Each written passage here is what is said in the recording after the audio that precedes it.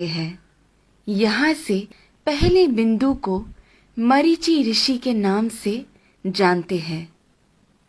उसके बाद में जो बिंदु है वो कहलाते हैं ऋषि वशिष्ठा। ऋषि वशिष्ठा की बाईं ओर आपको एक छोटा बिंदु नजर आएगा।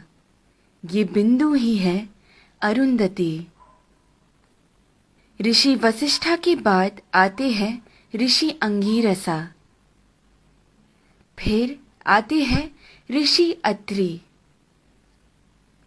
फिर दाईं ओर की तरफ मुड़ते हुए जो बिंदु आता है वो है ऋषि पुलस्त्य। उसके बाद आते हैं ऋषि पुलह और फिर ऋषि क्रतु। ऋषि पुलह और क्रतु के अंतर को 5 गुना मिलाकर नीचे की तरफ आएंगे तो वहां बसे हैं ध्रुव नक्षत्र। सदा उत्तर में रहने की वजह से उसे ध्रुव नक्षत्र कहा जाता है। इंग्लिश में हम इसे नॉर्थ स्टार के नाम से जानते हैं। बाल्यावस्था के ध्रुव नक्षत्र अगर उत्तर में बसे हैं तो वृद्धावस्था के अगस्त्य नक्षत्र दक्षिण में बसे हैं। अगस्त्य और ध्रुव नक्षत्र हमेशा उसी स्थान पर ही पाए जाते हैं। इन दोनों के बीच में मौजूद आकाश गंगा सतत घूमती रहती है। इस कारण से हमारी धरती अक्ष के ऊपर घूमकर घूमती रहती है। ये सच है कि सारा जगत भगवान के इर्द गिर्द घूमता रहता है, लेकिन वो हमें कभी नजर नहीं आ सकता। भूमि के अनेक कालों में से उसे 4 काल में छांटते हैं। ऊपर नजर आ रहा पीठ के बल सोया हुआ प्रश्न चिन्ह के आकार में बना हुआ सप्त ऋषि मंडल हमें वसंत ऋतु में ठीक ऐसे ही नजर आता है। आगे बढ़ते हुए शिशिर ऋतु यानी ठंड के मौसम में हमें सप्त ऋषि मंडल ऐसे नजर आता है।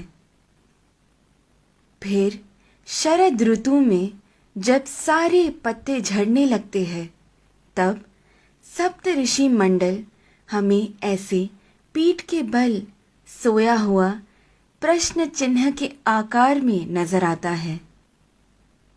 और फिर ग्रीष्म ऋतु यानी गर्मी के मौसम में हमें सप्त ऋषि मंडल ऐसे शीर्षासन कर रहे प्रश्न चिन्ह के आकृति में नजर आता है। चाहे जो भी हो, जब हम ये सारे प्रश्न चिन्हों को एक साथ में देखते हैं, हमारे सामने एक विशेष आकृति हमें बनता हुआ नजर आता है। वही कहलाता है हमारा स्वस्तिक। स्वस्थ का मतलब है आरोग्यवान। स्वस्तिक का महत्व मेरे पिता मुझे हमेशा से बताते आए हैं, लेकिन हर क्षण प्रयोग में ला रहे इस स्वस्तिक का जन्म कहाँ से हुआ ये आज मेरे पिता द्वारा जाना, जो आप सभी में मैंने बांटना चाहा। ध्रुव नक्षत्र को देखते हुए हमें ये मालूम होता है कि हम पूरी जिंदगी जिस दिशा की ओर बहते जा रहे हैं वही है उत्तर दिशा। इसीलिए शायद हमारी भूमि पर भी दक्षिण में अधिक जल है और उत्तर की ओर अधिक जमीन है। इस विषय को इतनी सुंदरता से वीडियो के रूप में बनाकर आप सभी को समझाने का श्रेय जाता है मुक्ता जी को। धन्यवाद। तत्परा अहोरात्रा।